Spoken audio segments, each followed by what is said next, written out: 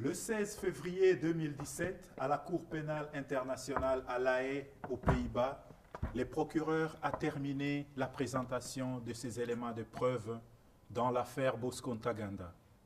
Le procès dans cette affaire s'est ouvert devant la Chambre de première instance 6 le 2 septembre 2015. Les 3 juges de la Cour constituant la Chambre de première instance sont le juge président Robert Fremer, le juge Kuniko Ozaki et le juge Chan Hong-chung. Tous les 3 sont responsables de mener les procédures justes et diligentes dans le plein respect des droits des accusés et de la protection des victimes et des témoins. Bosco Ntaganda, ancien chef adjoint de l'état-major général et responsable des opérations militaires de l'Organisation de l'Union des Patriotes Congolais, UPC, et des Forces patriotiques pour la libération du Congo, FPLC. Bosco Ntaganda est accusé de 13 chefs de crimes de guerre et 5 chefs de crimes contre l'humanité, soit meurtre et tentative de meurtre, attaque contre des civils, viol, esclavage sexuel des civils, pillage, déplacement des civils, attaque contre des biens protégés, destruction de biens de l'ennemi, enrôlement et conscription d'enfants soldats âgés de moins de 15 ans et leur utilisation pour les faire participer activement à des hostilités, persécutions et transferts forcés des populations. Ces actes auraient été commis en 2002 et 2003 en Ituri, en République démocratique du Congo. Conformément au règlement des procédures et de preuves, le juge président Robert Fremer est assuré que l'accusé ait compris ses charges. Le juge président a ensuite demandé à l'accusé s'il plaidait coupable ou non coupable. Dans ce cas-là, M. Bosco Ntaganda, veuillez vous lever.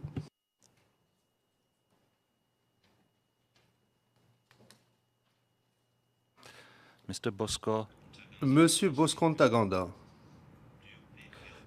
plaidez-vous coupable ou non coupable de chacun des 18 chefs d'accusation qui vous sont reprochés?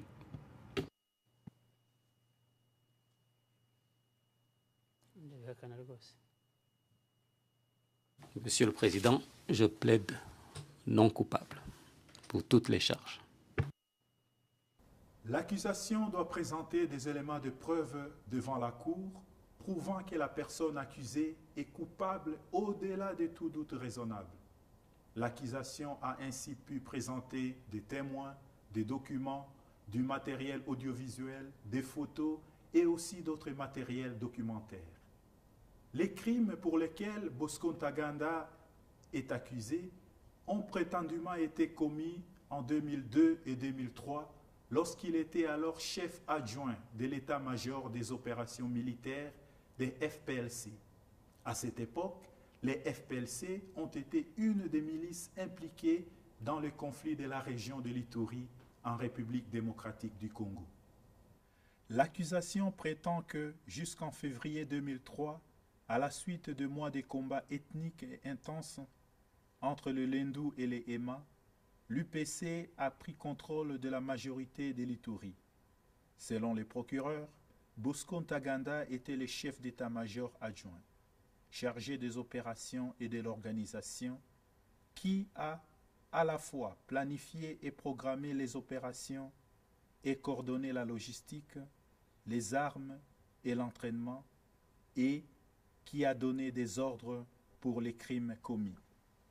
This trial, Mr. President, is about Bosco. Ce procès porte sur la responsabilité de Bosco Ntaganda dans le cadre du meurtre de la famille de P106 et le meurtre de toutes les personnes dans la bananerie à Kobu, et pour 17 autres crimes dont il est accusé. Or, Bosco Ntaganda était le commandant le plus haut gradé, chargé des opérations et de l'organisation. Il planifiait les opérations, il les dirigeait, il coordonnait la logistique, il obtenait les armes, il formait les soldats de l'UPC qui exécutaient les crimes. Il donnait des ordres pour les attaques et les meurtres. Et il ne punissait personne pour ces crimes. Au contraire, il a même loué le commandant sur le terrain lors de ces meurtres. M. Ntaganda est accusé des 13 chefs des crimes de guerre et des 5 chefs des crimes contre l'humanité. 13 de ces chefs d'accusation portés contre lui sont liés à 2 attaques, la première en novembre et décembre 2002 et autour de Mongwalu et des 4 villages environnant la collectivité de Banyalikilo. La deuxième en février 2003 et autour de Lipri, Bambou, Kobu et des 23 villages environnant la collectivité de Walendu Djati. 5 décharges impliquent l'enrôlement et la conscription d'enfants âgés de moins de 15 ans dans la branche militaire de l'UPC.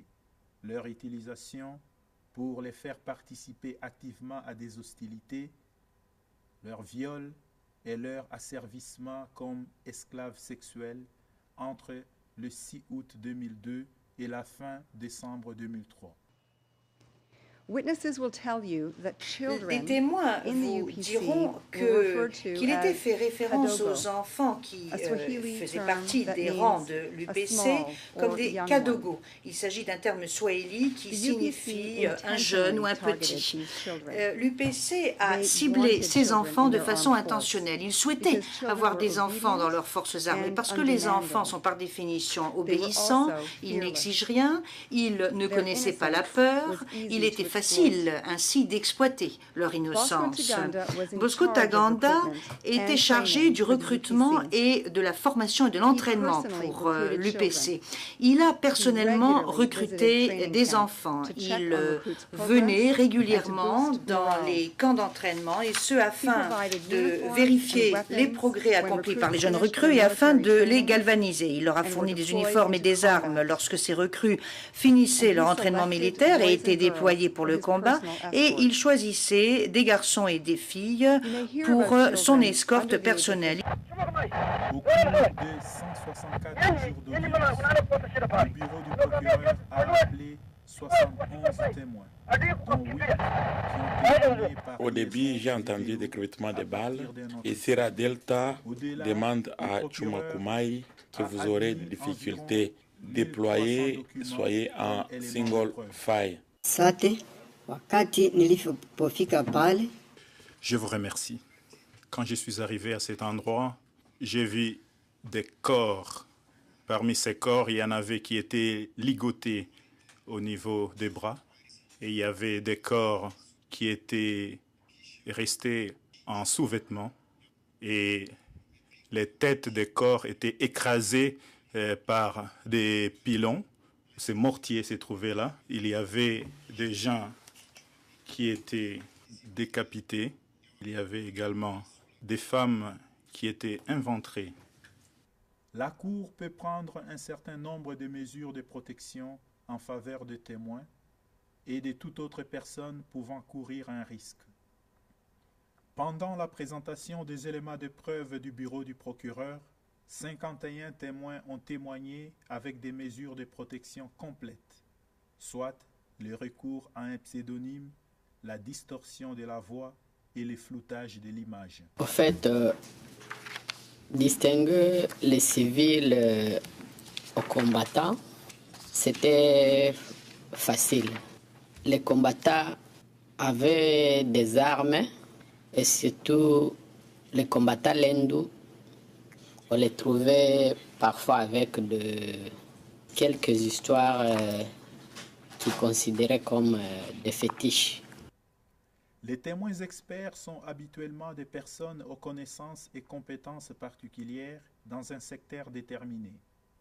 Ils sont appelés par les différentes parties pour donner leur expertise. Pendant la présentation des éléments de preuve du bureau du procureur, 11 témoins experts ont produit des rapports et se sont présentés devant la Chambre pour répondre aux questions. Dans la mission qui m'avait été donnée lors de la déplacement à Kobu et à Tchoudia, conformément à la lettre d'instruction qui m'a été adressée par le bureau du procureur, j'avais à la fois une mission, un rôle de photographe, des photographies, et dans le Et une deuxième mission qui m'avait été confiée, c'était d'assurer éventuellement la gestion d'une scène de crime si le cas se présentait. À la CPI, les victimes peuvent participer aux procédures et demander des réparations. Dans cette affaire, la Chambre a autorisé 2142 victimes à participer. Dans la salle d'audience, les victimes sont représentées par des avocats, les représentants légaux des victimes, qui veillent à ce que leurs vies et préoccupations soient entendues à tous les stades de la procédure sur les questions qui concernent leurs intérêts personnels. Dans cette affaire, 283 enfants soldats qui sont victimes sont représentés par Sarah Pellet et les 1859 victimes des attaques de l'UPC et des FPLC sont représentées par Dimitro Suprun. Pour les jeunes filles recrutées dans les rangs de l'UPC, FPLC, le viol et la réduction en esclavage sexuel constituaient une conséquence quasi inhérente à leur recrutement. Une fois intégrées dans la milice, elles étaient utilisées comme épouses de commandants, terme faisant pudiquement référence au fait qu'elles étaient maintenues en esclavage sexuel, ou simplement données en pâture aux membres de la milice. Ces jeunes filles ne se remettront sans doute jamais des viols répétés et de l'esclavage sexuel auxquels elles étaient systématiquement réduites.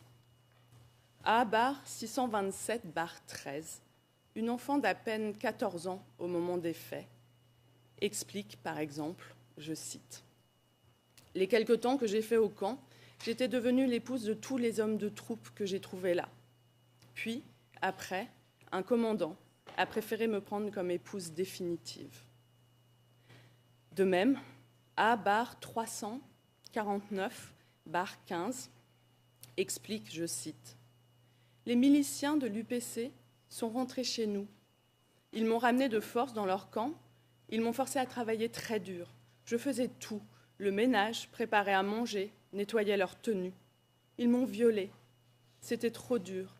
J'ai eu beaucoup peur pour ma vie, j'ai beaucoup souffert. J'avais mal partout dans mon corps. » Elle avait 11 ans, Monsieur le Président, Madame et Monsieur les juges. A/30-367/15 précise quant à elle, je cite, « J'ai été enlevée par 3 éléments de l'UPC. Ils m'ont ramenée dans leur camp où 3 militaires m'ont violée successivement jusqu'au matin. Épuisée, j'ai perdu connaissance. » Malheureusement, les abus et les maltraitances n'étaient pas exclusivement réservés aux filles.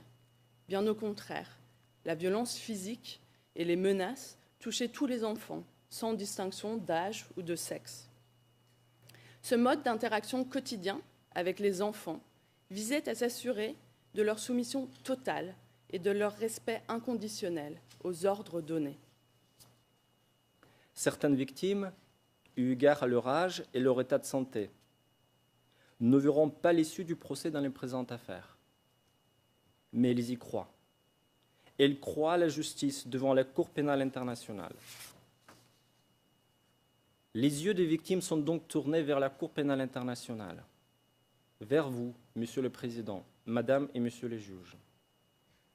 Malgré le caractère irréparable du préjudice qu'ils ont toutes subi, les victimes espèrent que la justice, qui sera un jour rendue dans les présentes affaires, pourra apaiser leur douleur et leur souffrance, ainsi que rendre hommage à celles qui n'ont pas survécu. Mais les victimes qui se sont senties abandonnées depuis plus que 12 ans espèrent aussi que le procès dans les présentes affaires pourrait attirer l'attention sur leur situation extrêmement difficile de la part de la communauté internationale, du Fonds au profit des victimes, des organismes humanitaires et des autorités congolaises, et que des mesures réelles et effectives soient enfin mises en place pour apporter aux victimes toutes sortes d'assistance possibles, individuelles ou collectives, matérielles, psychologiques ou médicales, afin de leur permettre de simplement survivre et de reconstituer, dans la mesure du possible, leur vie brisée. Elles espèrent simplement que leur espoir ne se transformera pas en désillusion. Je vous remercie.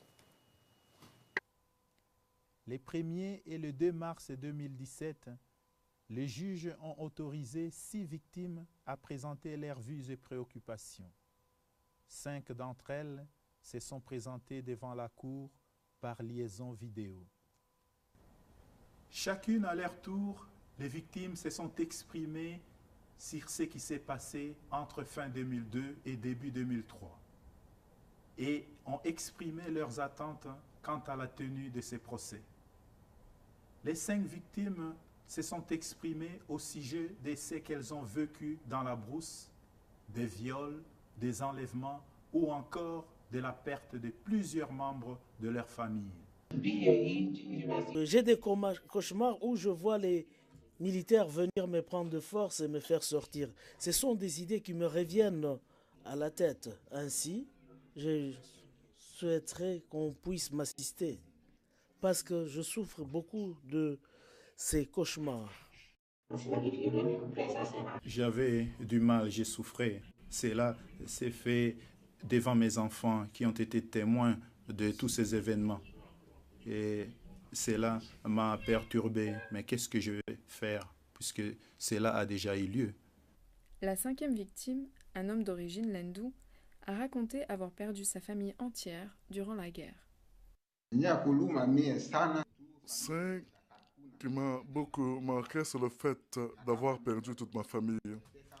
Je ne sais pas si je peux supporter le fait que je les ai perdus. Et puis, il y a aussi le fait d'avoir perdu de l'argent. Et le fait d'avoir tout perdu a fait que je suis allé au bureau pour donner mon nom, pour dire que j'avais pratiquement perdu et ma famille et tous mes biens. À la fin de chaque récit, le représentant légal, Maître Souproun, a demandé aux victimes leurs souhaits en termes de réparation. J'aimerais qu'il m'assiste, que je regagne le chemin de l'école, qu'il puisse construire une maison pour nous, puisque comme notre maison a été détruite. Pendant la présentation des éléments de preuve du bureau du procureur, l'équipe de défense de M. Ntaganda, dirigée par le conseiller principal Stéphane Bourgon, avait également l'opportunité de poser des questions aux témoins de l'accusation et de présenter des éléments de preuve. Now, we refer to that period of Il a été fait référence à la période de juillet 2002. Nous avons exploré ce qui s'est passé des deux côtés de la ville. Et ma question maintenant est la suivante. À mesure que cette organisation se fait, les combattants Lendu et l'APC étaient en train de détruire et d'incendier des villages Emma. Vous savez cela, n'est-ce pas? J'en étais au courant. So you also know that in the same... Et vous savez également que pendant cette même période, il y avait une formation qui avait lieu à Mandro. Le but étant de mettre sur pied une force armée afin de protéger la population de ces attaques. Est-ce que vous savez cela? Oui, j'en étais au courant. Certes, si je me mets dans la peau d'un observateur, je me dis, après avoir écouté la poursuite, wow! Il est vraiment terrible, ce Taganda. Monsieur le Président, tout reste à prouver. C'est un mais qui est très important. De plus, il y a un autre côté au récit présenté par l'accusation. Et lorsque l'on met les deux en parallèle, la réalité de ce qui s'est passé sur le terrain en 2002 et 2003 est entièrement différente. Une fois que le procureur a conclu la présentation de sa thèse, c'est au tour de la défense de mener la présentation de ces éléments de preuve.